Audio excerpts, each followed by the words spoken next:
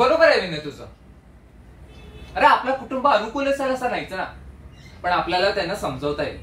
अरे प्रत्येक मानवी समूह जी बनलेली वाट असते त्या वाटेवरूनच चालतो. पण आपण चाकरी बाहेरचं जग निवडलंय, कारण तो आपला पिंड आहेच.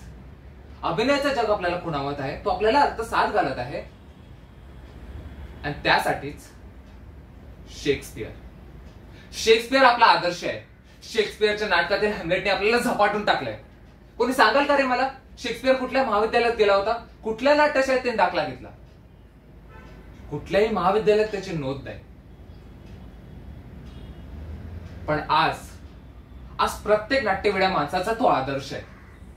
आज जग सगळ्या रंगमंचावरील माणसाची घोळकी त्याला सलाम करतात. का? कारण म्हणजे तो फक्त चाकरी बाहेरच्या वाटेने गेला होता. हेच आपल्यालाही करायचंय.